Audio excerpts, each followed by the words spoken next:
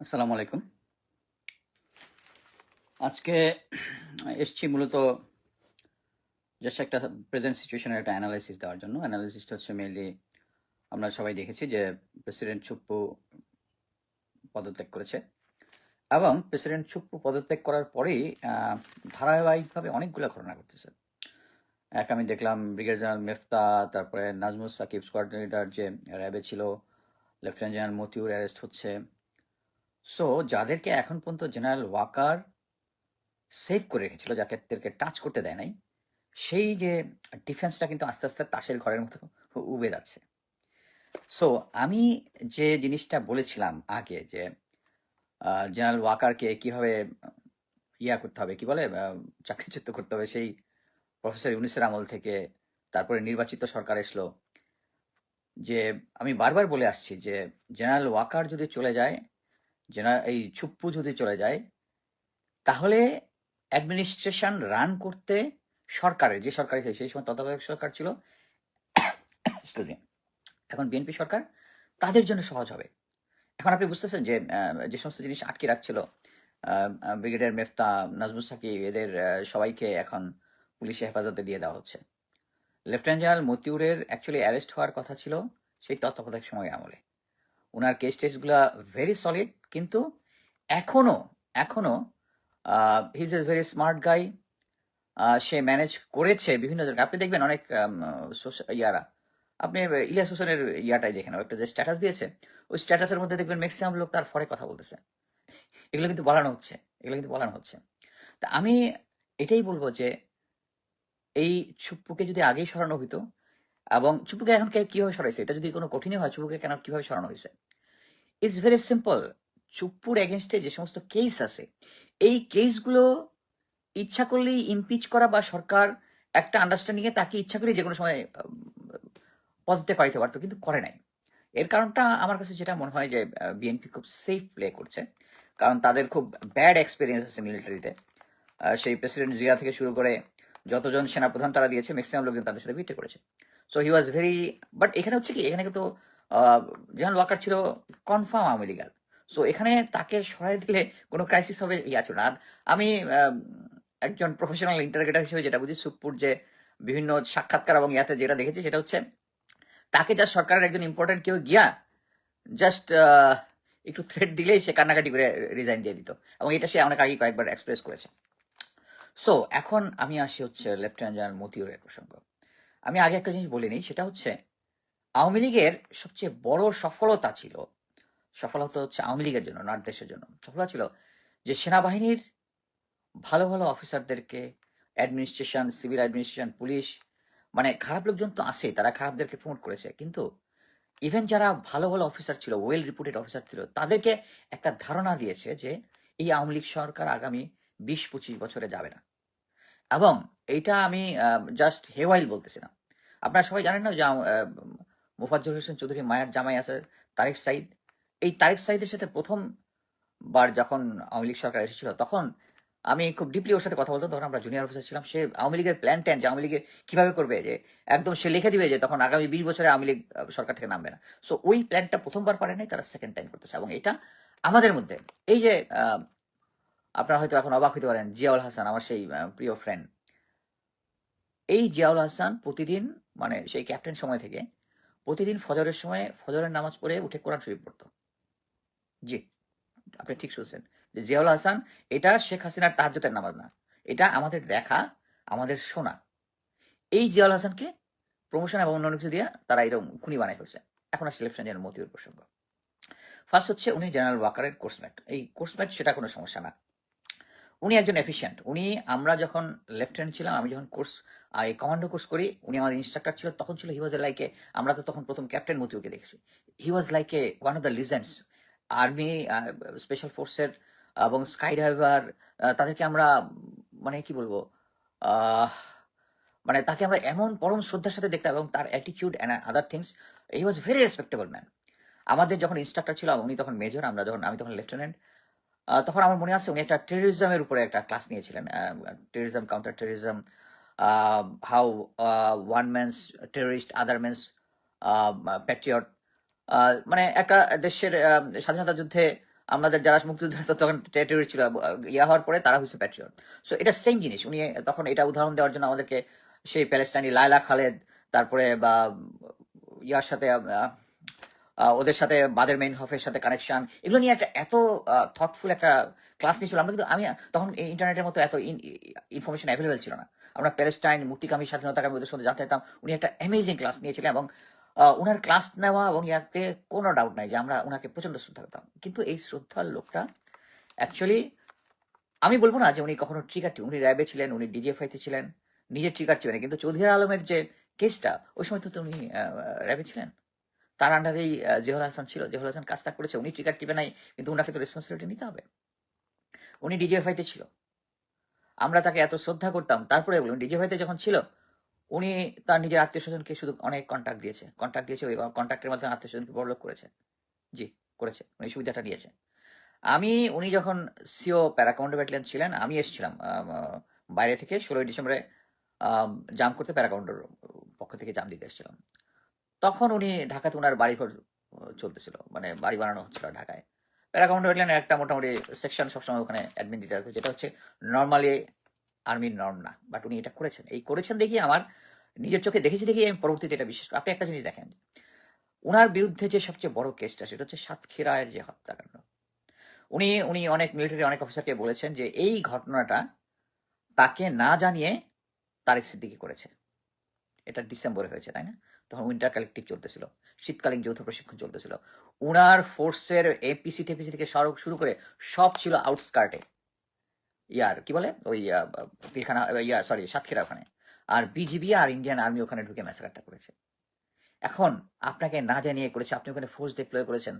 এর সাথে আরো একটা আছে, ওই উইন্টার কালেকটিভে আমরা যে অ্যাডভান্স টু কন্ট্যাক্ট করি, শত্রুর দিকে ইয়া হওয়া, এই অ্যাডভান্স টু কন্ট্যাক্ট যশোরের ক্ষেত্রে সবসময় হওয়া উচিত। যশোর চৌগাছা যেটা হচ্ছে টেস্টেড, 71-এও তাই হয়েছে। আর আপনি দিয়েছিলেন যে অ্যাডভান্স টু কন্ট্যাক্ট করবেন, অ্যাডভান্স টু কন্ট্যাক্ট করবেন সাতক্ষীরা দিয়ে। আপনি সাতক্ষীরা দিয়ে অ্যাডভান্স টু কন্ট্যাক্টের প্রপোজাল আপনি দিয়েছেন আরডকে। ইটস অল আর রিটেন ডকুমেন্ট। আপনি কেন তাহলে ওই বছরই জিওসি থাকা বছর সাতক্ষীরার দিকে অ্যাডভান্স টু কন্ট্যাক্টে দিয়ে আপনার ফুল ফোর্স ওখানে ডিপ্লয় রেখেছিলেন? সো আপনি যদি বলেন তারেক সিদ্দিকী আপনাকে না জানিয়ে কাজটা করেছে, নট অ্যাকসেপ্টেড, নট অ্যাকসেপ্টেড। আপনি একজন ভালো অফিসার, জেনারেল মতিউর একজন ভালো অফিসার, ওয়েল এডুকেটেড অফিসার, কিন্তু আপনি লেফটেন্যান্ট মেজর জেনারেল হুমায়ুন, আপনাদের কোর্সের যে বিএসইউ সোর্ড অফ অনার, তার থেকে ভালো আপনি না। যিনি ইউএনএ ফোর্স কমান্ডার থেকে শুরু করে ইউএসএ তে ছিলেন, ইউএনএ ছিলেন, উনার যে ট্র্যাক রেকর্ড, উনার মতো একজন, আচ্ছা আমি ধরে নিলাম যে আপনি সহি একজন মানুষ, তো হুমায়ুন স্যারও তো সহি মানুষ, উনাকে লেফটেন্যান্ট জেনারেল কেন বানাবে? আপনাকে কেন বানাইছে? আপনাকে কেন ডিজিএফ দিতেছে? আপনাকে কেন র্যাবে দিছে? এটা বুঝতে হবে আপনাকে, জনগণকে বুঝতে হবে যে এখন এই মুহূর্তে আপনি যতটুকু খবর নিয়ে জানলাম, উনি কিন্তু এখন অ্যারেস্ট হননি। এর কারণ হচ্ছে বর্তমানের যে আইসিটির যে চিফ প্রসিকিউটর আছেন, সম্ভবত আমিরুল নাম, উনি জেনারেল ওয়াকারের সাথে একটা আন্ডারস্ট্যান্ডিং এসছেন অনেক আগে। এটা হচ্ছে আমি বলতেছি আগের ইয়াতে আসছিলেন যে উনি নাকি কি এই কেসটাকে, উনি চৌধুরী আলমের কেসটা যখন চৌধুরী আলম গুম হয়, এই সময়টা এই কেসটা আইসিটি না তোলার জন্য অনেক জায়গায় পার্সু করেছেন, নতুন ইয়া হওয়ার পরে এখনো চেষ্টা করতেছেন ওনার নামে গ্রেফতারি পরোয়ানা বের হওয়ার পরেও চেষ্টা করতেছে যাতে ওনাকে অ্যারেস্ট করা না হয়। আমি আমার নামে অনেক ধরনের প্রোপাগান্ডা আছে যে আমি মিলিটারি অফিসারদের, মিলিটারিতে চাকরি করে একটা জিনিস ভাই বুঝেন, মিলিটারি অফিসার আমি, কিন্তু আমি আগে দেশপ্রেমিক। আমি আমার দেশ is more important then my friends, even family. আপনাকে এটা বুঝতে হবে যে ফ্যামিলি, ফ্রেন্ডস অ্যান্ড ফ্যামিলি থেকে দেশ অনেক উপরে, এখানে কারো ইয়া নাই। আমি এই জিনিসগুলো এক্সপোজ করি কারণ আমি চাই ফিউচার বাংলাদেশ সেনাবাহিনীর যারা অফিসার আছে, সৈনিক আছে, তারা যেন বুঝতে পারে, তারা যেন মাথার ভিতরে এটা ঢুকাই দেয়, যেটা আওয়ামী লীগ ঢুকাইছিল, যে ভারতের সাথে আন্ডারহ্যান্ডিং একটা কানেকশন থাকা is okay, even it is honourable. লোকজন কথা বলে বলতো, আমি আপনাকে আগে একবার বলছিলাম যে কর্নেল ইমরান ইবনে রৌফ আমার কাছে স্বীকার করেছে সে তার ইন্ডিয়ান তার কানেকশন আছে। ও আরেকটা জিনিস আপনি দেখেছেন না, এই হেফাজতের শাপলা চত্বর ক্লিন আপের মামলা ইয়া বের হয়েছে, একটা কারা কারা দায়ী? ইমরান ইমরান রৌফ নাই ওখানে, হি ওয়াজ দেয়ার। আমি অনেক নাম্বার অফ টাইম বলেছি, বাট আমি যেটা শুনলাম সেটা কি রাজসাক্ষী টাইপ কিছু একটা হয়েছে। ওকে, ওকে, কেউ যদি রাজসাক্ষী হয় এবং তথ্য উপাত্ত দিয়ে সহায়তা করে, it's okay. Even even general lieutenant general Motiur, উনি যদি রাজসাক্ষী হয়ে সবকিছু স্বীকার করে, উনাকে ওনার কেসটা ওনাকে হালকা দেখাইতে, বাট ওনাকে আগে প্রথমে স্বীকার করতে হবে he was a part of it, he was a part of it. শুধু তাই না, উনি সেনাপ্রধান হওয়ার দৌড়ে এত ডেডিকেটেড ছিলেন। আপনি জানেন যে আমি একটা ইয়াতে বলেছিলাম যে যারাই সেনাপ্রধান হয় তারা ভারতের রয়ের একটা 18 বা 22, আমি এই মুহূর্তে সংখ্যাটা বলেছি, মনে করছি একটা পেপার সাইন করতে হয়, মানে ভারতের আজ্ঞাবহ হয়ে থাকবে এরকম একটা পেপার সাইন করতে হয়। এই তথ্যটা আমি কোথেকে পেয়েছি জানেন? লেফটেন্যান্ট জেনারেল মতিউর, ওনার কাছে সরাসরি না, উনি একজনের মাধ্যমে আমার কাছে ইনফরমেশনটা পৌঁছাইছেন। আমি এটা বলছি কি জন্য, কারণ তখন ইয়া ছিল হচ্ছে Shafiuddin sir, Shafiuddin lieutenant general শফিউদ্দিনের সাথে তার একটা ক্ল্যাশ আছে। সবচেয়ে অবাক কাণ্ড হচ্ছে উনি শেখ হাসিনার সময় নিউ ইয়র্কে এসেছিলেন। নিউ ইয়র্কে উনি যে বাসায় উঠছিলেন আমাকে ওখানে বলেছিলেন যে উনি আমার সাথে কথা বলতে চায়। আমি গিয়েছি। আমার সাথে তো ওনার ছাত্র শিক্ষক সম্পর্ক প্লাস ওনার প্রতি যে রেসপেক্ট আছে এটা ওনার ভালো মতো জানার কথা। ওনার সাথে আমরা একই ইউনিটে চাকরি করেছি, একসাথে অনেক উঠা বসা করেছি। কিন্তু ওখানে আমি যাওয়ার পরে উনি হাফ অ্যান আওয়ার পরে নামলেন, ভেরি ফর্মাল, আমার সাথে খুব মেপে মেপে কথা বলতেছেন। মানে আমার সাথে যে ওনার আন্তরিকতা আছে ওইটার লেশই পাওয়া যায় নাই। পরে আমি ভাবলাম যে আমি যেহেতু তখন মোটামুটি তখন শেখ হাসিনা অ্যাকচুয়ালি পতনের 3-4 মাস আগের ঘটনা। আমি ভাবছিলাম উনি তখন হয়তো জাস্ট রিটায়ার করেছেন বা করবেন বা এলপিআর আছেন সম্ভবত। আমি ভাবলাম উনি হয়তো কোনো তথ্য দিবেন যেটা শেখ হাসিনার এগেনস্টে বা কোনো কিছু না। আমি অবাক হয়ে গেলাম, উনি অ্যাকচুয়ালি আমাকে যা বললেন জেনারেল শফিউদ্দিনের এগেনস্টে কিছু কথাবার্তা, কিছু দুর্নীতি নিয়ে আমাকে বললেন। আমি জেনারেল শফিউদ্দিন নিয়ে অনেক কথাবার্তা বলছি, this not a new issue. এমন যদি হইতো যে এমন একজন যে ক্লিন ক্যারেক্টারের শো করতেছে বাট অ্যাকচুয়ালি সে জেনারেল শফিউদ্দিনের ব্যাপারে সবাই আমরা জানি he is a corrupt man, he was not an honesty শুধু না, অনৈতিক লোক ছিল, এটা আমরা সবাই জানি। এখানে নতুনভাবে কোনো কিছু করার কিছু নেই। উনি আমাকে অ্যাকচুয়ালি খুব ফর্মালি, আমি সরকারের এগেনস্টে কিছু বলে কিনা শেখ হাসিনা কিচ্ছু বলে না। উনি সরকার ঠিক আছে, জেনারেল শফিউদ্দিন ঠিক নাই। সো এখানে যে প্রপাগান্ডা চলতেছে, এই প্রপাগান্ডার মানে আমি এটা নিয়ে আসতাম না, বাট প্রপাগান্ডার ধরন দেখে আমি অ্যাকচুয়ালি আসতাম যে পাবলিক কি মনে করতেছে। জেনারেল কি বলে মতিউর একজন ভালো মানুষ, অফকোর্স উনি ভালো মানুষ ছিলেন, কিন্তু উনি প্রমোশন এবং সেনাবাহিনীতে উপরে যাওয়ার আকাঙ্ক্ষাটা তাকে প্রতিটা পদে উনি কম্প্রোমাইজ করেছেন। এবং উনি যেহেতু ভেরি স্মার্ট ম্যান, কানিং, আমি বলবো কানিং, ভেরি স্মার্ট ম্যান, উনি কোনো জায়গায় সরাসরি ট্রিগারে চাপ রাখেন নাই, কিন্তু উনার আন্ডারে সবাই এটা করছে এবং উনি সব জায়গায় বলার সুযোগ পেয়েছেন যে এটা আমার অজান্তে হয়েছে। এতগুলো জিনিস একসাথে হইতে পারে না। আপনি একজন অনেস্ট অফিসার যদি হয়ে থাকেন, শেখ হাসিনা কোনো অনেস্ট অফিসারকে প্রমোশন দেয় না। খুব ভালো ক্যাটাগরির অফিসারদেরকে, যে হুমায়ুন স্যার মেজর জেনারেল পদ হয়েছেন ওনার নিজের কোয়ালিটি দিয়ে, কিন্তু ওনাকে লেফটেন্যান্ট জেনারেল করে না। আপনাকে কি দেখে লেফটেন্যান্ট জেনারেল বানালো সেটা বলেন, আপনি তো হুমায়ুন স্যার থেকে ভালো না।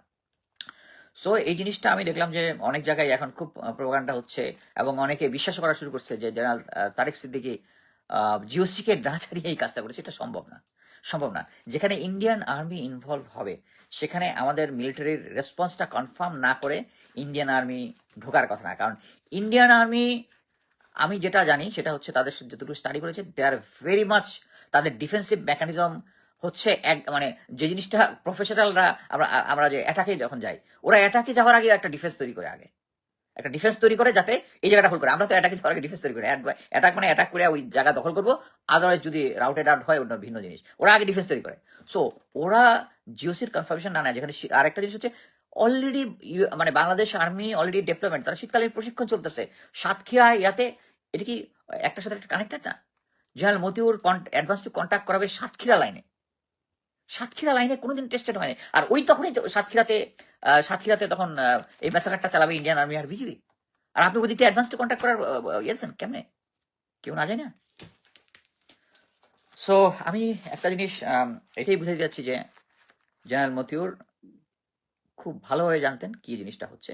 ওনার এখানে ইয়া বলার সুযোগ নাই।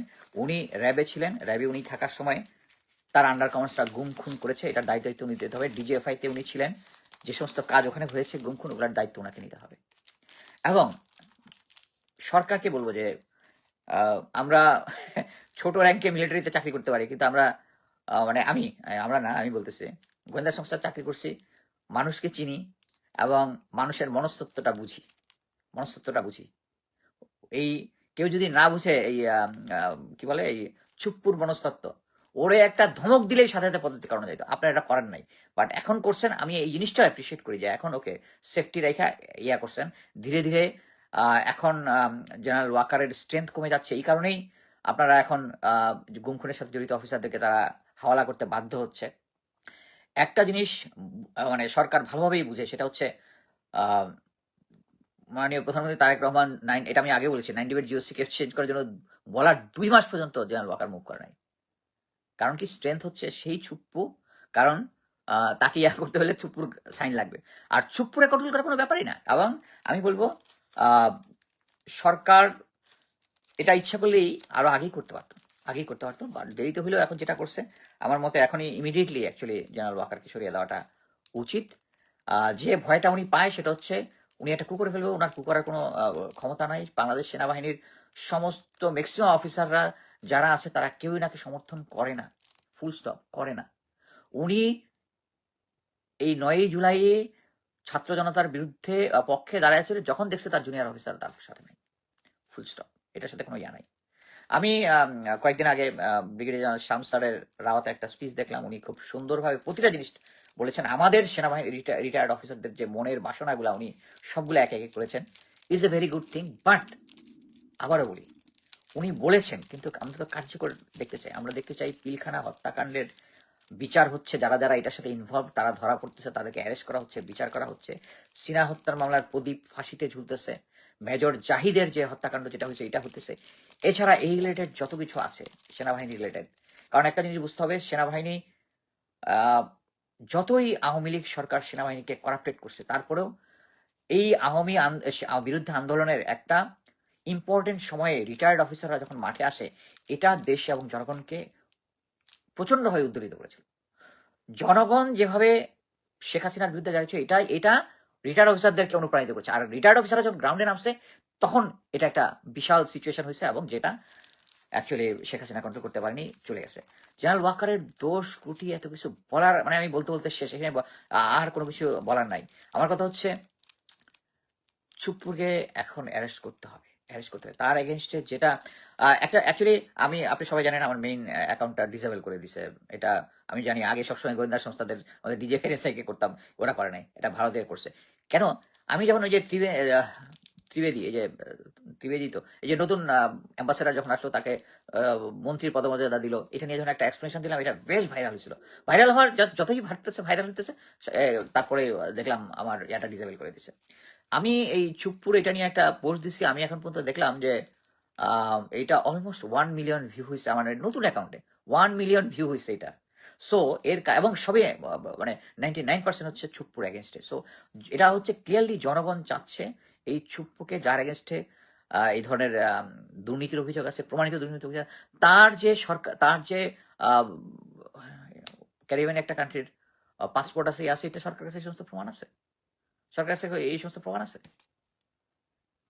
এইগুলোতে এখনই প্রেসিডেন্ট এরশাদকে ধরা হয়েছে। অতএব এখানে এই সমস্ত আর্টিকেল 51 কি জানি বলছে, দ্যাট বুলশিট।